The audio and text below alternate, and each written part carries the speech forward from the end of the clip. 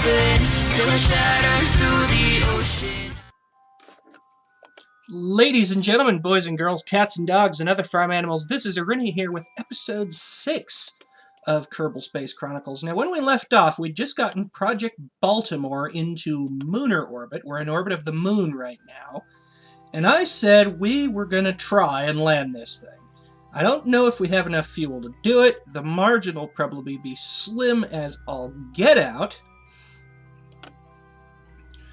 But we're going to give it a try. I'm going to go ahead and switch into surface mode, go surface velocity retrograde, and then get a text message. And lovely text message noise. But let's go ahead and try and land this thing. We're going to use just a little bit of fuel here. Reduce our orbit to 21 kilometers on the periaps. Where is Kerbal right now is what I need to know. There's Kerbal. So we're going to do it pretty much when we come around the other side of the moon. We're going to drop into time warp. And throw ourselves out around the moon. And end up in total darkness. Well, this isn't going to work.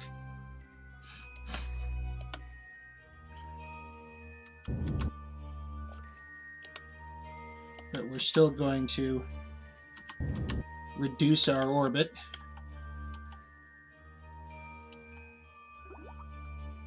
With the moon being in... Oh.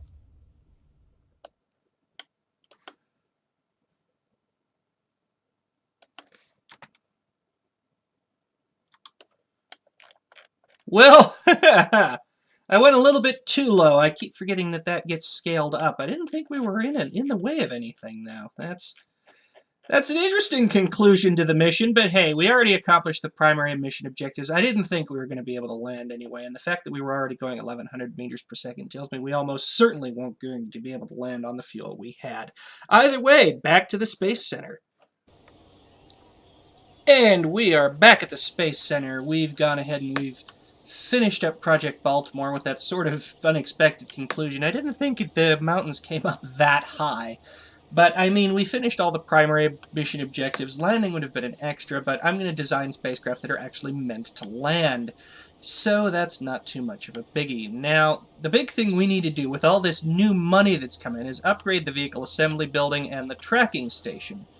Because that will allow us to be able to not only start using the maneuver node system and the maneuver planner and mechanical jeb to save me a little bit of time on stuff I've already done, and that is a rule I'm putting in place on mechanical jeb. It will only do things that I've already done, so that way we don't have to go through all the rigmarole of having me recompute things every single time. And just a whole bunch of stuff that we got. And you notice we got reputation from Space Age, too. So that's been changed. That's how our reputation got up so high after that. But hey, we've done things. Things and stuff are good. And we have more science, too. So we're going to go ahead and pop into the science building. And we have new parts. Ooh. Relay satellite. Okay, definitely some new parts to purchase and upgrade to the kick solids and for the satellite truss. Okay, can I purchase the general rocketry parts? Because there's a lot of parts in here I can start to use, and that also upgrades some of my other parts. Go ahead and get those upgrade purchases done. Now, what do I want to buy here? I have just enough to buy the advanced rocketry parts.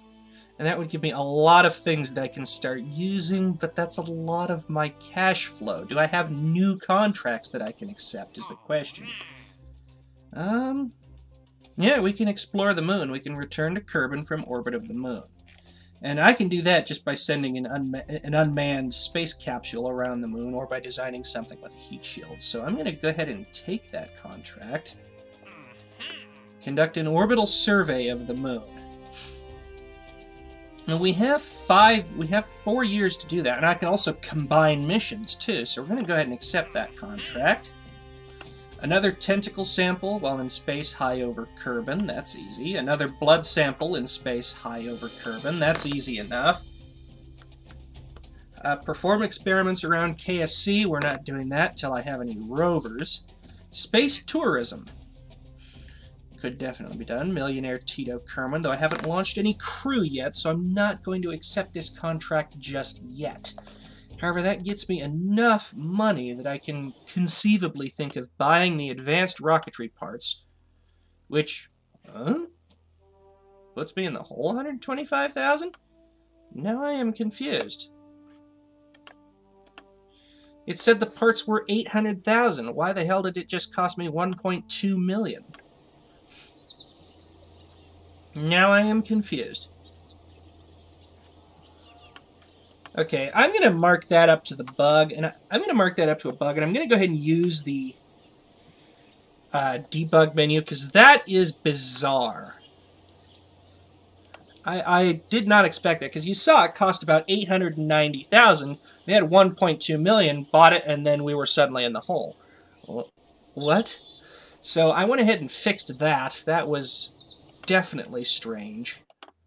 Strangely weird and weirdly strange. And we have a couple more upgrades. Upgrades to the Boss Art engines and to the Prometheus single engine LE87. I wonder if it does that again. That is... purchase those parts. No, that works correctly. Huh! That's an interesting bug. Either way, I will see you in the VAB momentarily. So, actually, we're not going to the VAB because I'm a bit of a dunderhead. Notice we have this 157 science almost that we can spend. That's enough to unlock a whole 2 more nodes, but I'm just a ding-dong and didn't really pay attention. So we're going to go ahead and research aviation, because I said I'd research everything in a layer before I moved on to the next one. And then the next piece we're going to unlock is space exploration, because that's going to give us more science parts. Which, of course, science parts I can go ahead and convert into more science around the KSC through the KEI plugin, the Kerbal Environmental Institute. In the meantime, though, I'm going to have to save up some money, because that's $1 million funds. That's $1 billion to use my conversion to unlock. So that's not going to happen, probably until we land on the moon and get crew into orbit. Now, I'm going to go ahead and let my facility upgrades complete, and then I will see you in the vehicle assembly building like I was originally intending. And after some designing in the vehicle assembly building, this is what we come up with. This is Project Birmingham. This is going to be the vehicle that goes around the moon and comes back with all the scientific data that I need from the orbital survey. It's also going to perform these blood sample and tentacle sample contracts while in space high over Kerbal, and because it has a capsule, I'm going to be able to recover that data as the contract demands. That should net us some good funds. We'll get funds from the Explore the Moon contract. We'll get funds from the orbital survey of the moon. So we're going to be in pretty good shape for the next mission after this one, which after this will be Project Boise.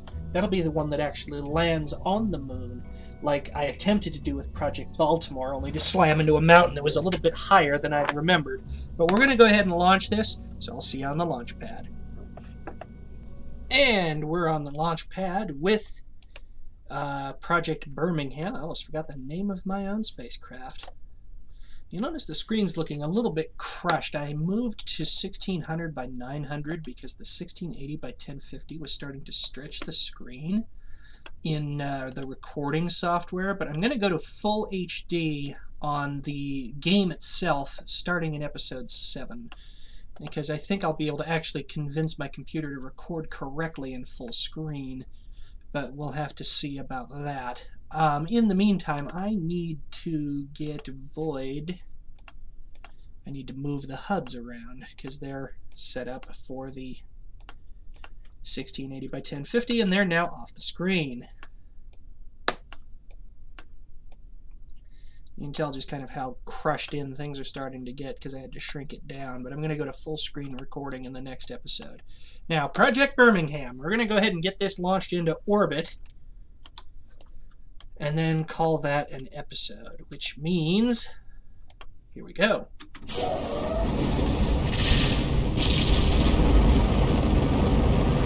And we're off.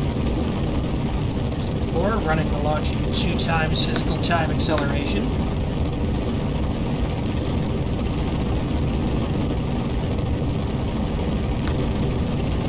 Throttle back the main engine for now. Just let it provide us with some control.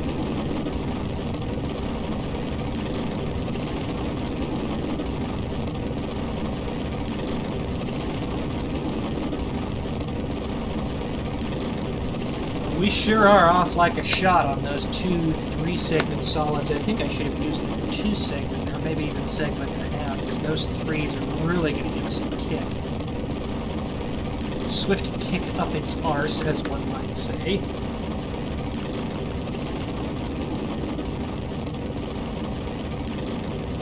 And just flip over to that display.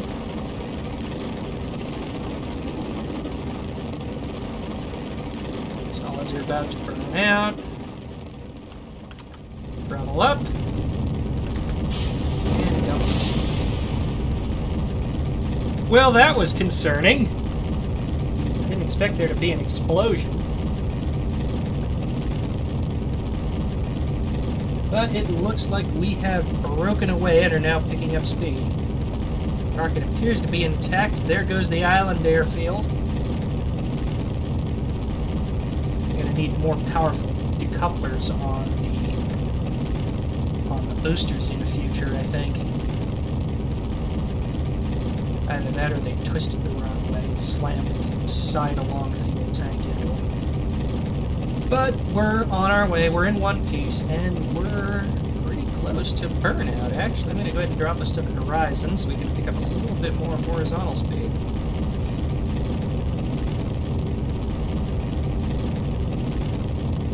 Out of this stage.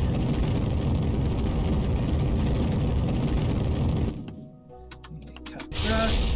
Decouple, and ignite. Now we're on the second stage, and even though our time to apoapse is dropping, we're picking up speed quickly enough that I think we'll be fine. If need be, I'll go ahead and pitch the rocket up.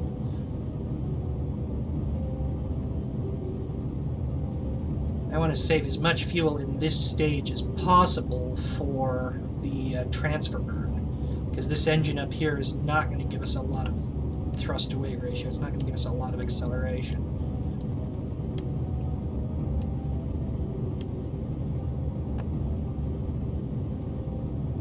Okay, and it looks like I do need to start pitching up.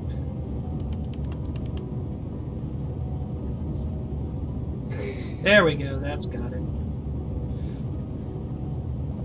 In fact, I'm going to go to 5 degrees. Just let the rocket carry itself into orbit. I'm actually going to go into 2 times regular speed again. That came from cutting thrust. But just a steady burn into orbit. About to break 100 kilometers. Apoapse, go ahead and drop to the horizon. We're almost at orbital velocity right now. As you can see by our periapse skyrocketing. Well, rocketing through the ground. Now it's about to go skyrocketing. And there we go. That's our insertion burn. Now we just need to do our apoapse burn and circularize. I'm going to go ahead and have mechanical Jeb compute that maneuver as soon as we're out of the atmosphere. We're going to go into 10 times physical time acceleration until we clear the atmosphere in about 5 minutes normally, but we're at 10 times physical time acceleration, so that's going to go flying by. I have a whole bunch of notifications that I need to clear out. We'll do that while we're coasting around to our apoapse burn.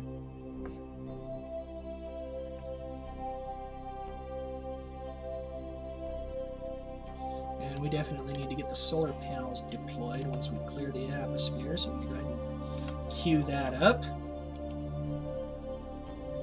And there we go.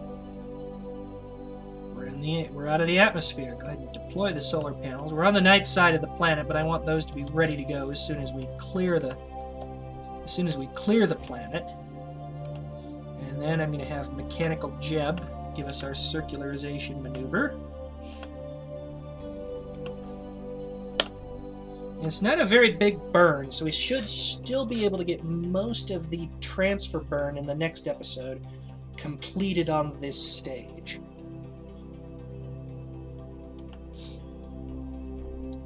Just let the rocket rotate into position.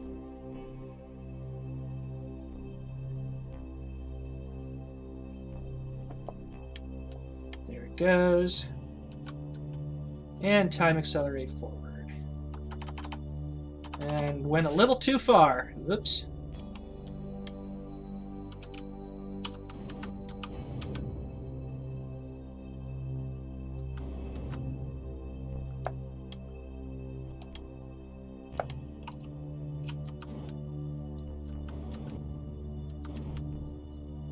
Okay. We don't have any... Huh? No signal? That's concerning. Let's fast forward a little bit. There we go. Now we get signal.